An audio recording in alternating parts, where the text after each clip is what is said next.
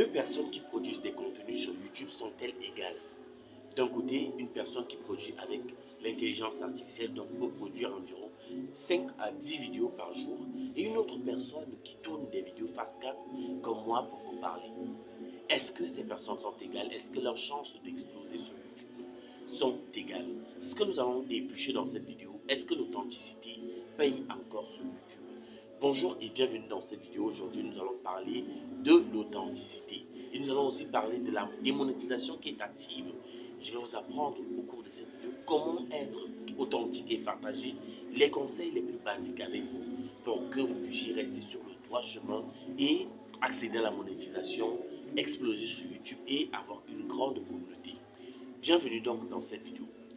Comment donc faire pour reconnaître une personne qui crée des contenus en grande quantité et cette personne-là qui crée des contenus millimétrés mais qui prend son temps pour créer des contenus peut-être deux fois par semaine, 2 à 3 fois par semaine, quelle personne a plus de perspectives d'évoluer et d'être pérenne sur YouTube? D'un côté, comme YouTube lui-même l'a constaté, avec des contenus générés en masse par l'intelligence artificielle et généralement sont des contenus patterns. Pattern, ça voudrait dire que ça obéit à un modèle. Vous voyez, si par exemple je prends ce cahier et que on dit que la page c'est un A4, tout ce qui viendra là dedans va entrer dans le format A4. Donc, c'est ce que nous allons faire. Est-ce que donc la personne qui s'assoit devant la caméra et qui parle comme moi a des chances de réussir face à ce volume de contenu-là? Disons-nous la réalité, il est impossible pour moi de produire 6 vidéos en une journée. Oui, impossible. Parce que déjà après 10 à 20 minutes devant la caméra, les yeux commencent à faire mal et la tête commence à faire mal. Donc impossible de supporter plus longtemps. Mais comment est-ce que ces personnes-là qui prennent du temps pour créer des contenus de qualité vraiment très très intéressantes, qui investissent parfois des centaines de millions pour créer des contenus comme MrBeast, comme Squeezie et autres, vont pérenniser sur YouTube, vont continuer à vivre de YouTube alors que certaines autres personnes ont des chaînes qui produisent des contenus IA en grande quantité. Vous voyez, imaginez-vous par exemple, vous avez peut-être 6 chaînes YouTube dans lesquelles vous produisez chaque jour peut-être 10 vidéos, donc peut-être 3 vidéos ici, 2 là, ainsi de suite. Donc vos chaînes restent vivantes au jour le jour. Ça voudrait dire que lorsque vous atteignez la monétisation, vous êtes plus à même de mieux vivre de YouTube que cette personne-là qui tourne des vidéos face cam comme moi.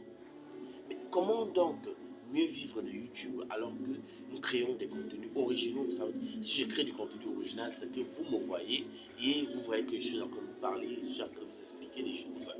Et pourtant, certaines autres personnes, vous n'allez pas les voir. Vous allez voir simplement des animations, vous allez voir du texte et autres. Et c'est ce qui fera sa vidéo. Et pourtant, ici, vous voyez vous parler, vous me voyez vous expliquer certaines choses. Qui donc devra être périn sur YouTube? Si tu as commencé à créer des contenus en face cam, je te conseille vivement de continuer.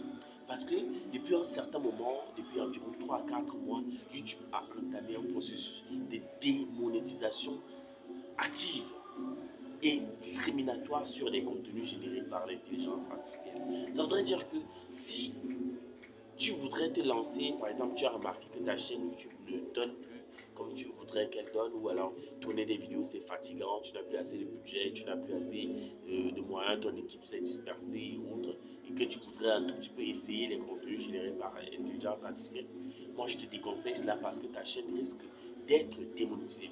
Parce que YouTube a décidé de démonétiser toutes les chaînes qui sont générées par intelligence artificielle. Donc, soit qui sont automatisées, soit qui obéissent à des patterns. N'oublions pas que lorsque vous faites une recherche sur ChatGPT ou alors sur Yama 3 par exemple, ça obéit à des patterns.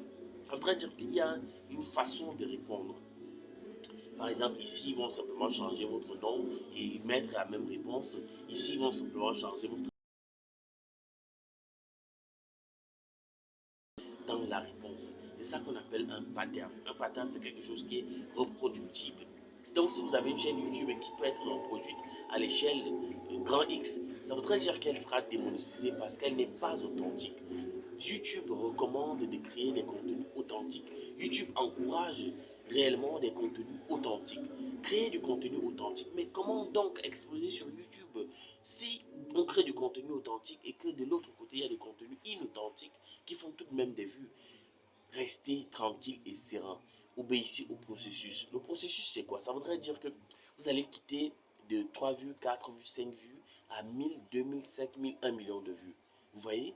Donc, n'ayez pas peur de commencer petit. N'ayez pas peur lorsque vous êtes à 2, 3, 4 vues. C'est le processus. Lorsque YouTube comprendra que vous créez des contenus authentiques, il va vous booster, il va vous pousser, il va vous mettre en haut, il va vous mettre en avant et vous allez voir, vous allez atteindre rapidement que si c'est la monétisation que vous recherchez, vous allez atteindre rapidement la monétisation. Mais si vous recherchez plus, par exemple, vos 4000 heures de visionnage, vos 1000 abonnés, ou alors vos 10 millions de vues sur Short, c'est ce qui sera fait. Donc n'ayez pas peur de créer vos contenus, n'ayez pas peur de vraiment être authentique dans ce que vous faites. Donc parlez à vos internautes de façon claire, précise et concise, de sorte à ce qu'ils s'habituent à vous.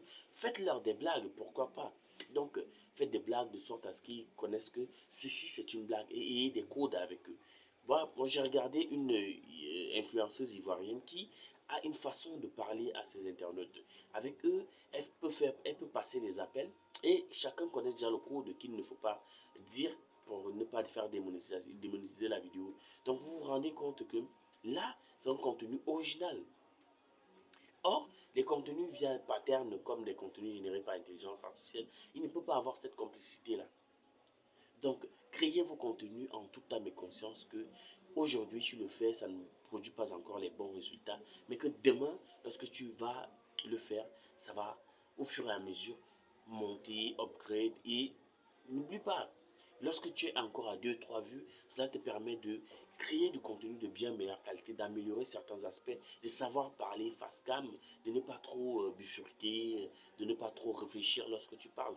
Tu vois que c'est très important le processus. Le processus te permet de grandir. Donc c'est cela. Donc évite des contenus générés par pattern et évite aussi des contenus qui sont reproductibles à une grande échelle. Là, tes contenus, ta chaîne va être démonétisée. Pourquoi pas supprimée. Mais comment donc faire une fois de plus pour exploser sur YouTube? Moi, je l'ai toujours dit, la première chose qu'il faut faire, il faut travailler ses miniatures. La miniature, c'est la porte d'entrée de ta vidéo. Ça voudrait dire qu'avant même qu'on puisse consommer l'intérieur et le contenu de ta vidéo, on consomme d'abord ta miniature. Lorsqu'on a consommé ta miniature, on sait que, voilà, là, on clique sur la vidéo. Lorsqu'on a cliqué sur la vidéo, il y a des chances qu'on puisse t'écouter 2 à 3 secondes. Mais si tu as travaillé ton introduction, si tu as travaillé la structure de ta vidéo et que tu l'as écrite, parce qu'une vidéo créée par intelligence artificielle respecte un pattern, alors qu'une vidéo créée par vous est authentique. Donc vous parlez, vous attirez l'attention, vous les captivez et cela fera en sorte qu'ils puissent vous écouter jusqu'à la fin. Donc, créez de bonnes miniatures, une bonne introduction de sorte à faire captiver la personne qui vient regarder la vidéo. Surtout, faire en sorte qu'elle puisse avoir ce qu'elle attend. Est-ce que ici, nous allons obtenir des résultats tangibles?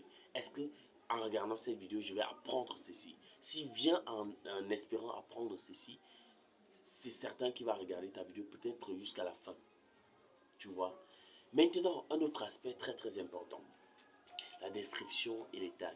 Certains ont pensé que les tags et les descriptions étaient finis et que ça ne servait plus à rien vu que l'intelligence artificielle s'était mixée dans YouTube. Non, c'est pas faux, c'est pas vrai. La description permet d'avoir un résumé bref de ce qui est dit et ce qui sera dit dans ta vidéo. Maintenant, les tags permettent comme cela à l'algorithme de référencer ta vidéo. Et n'oublie pas que nous sommes à l'ère de l'intelligence artificielle. Donc, pour chaque vidéo que tu vas produire, désormais, tu pourras, dans ton YouTube Studio, aller demander qu'est-ce qu'il faut améliorer.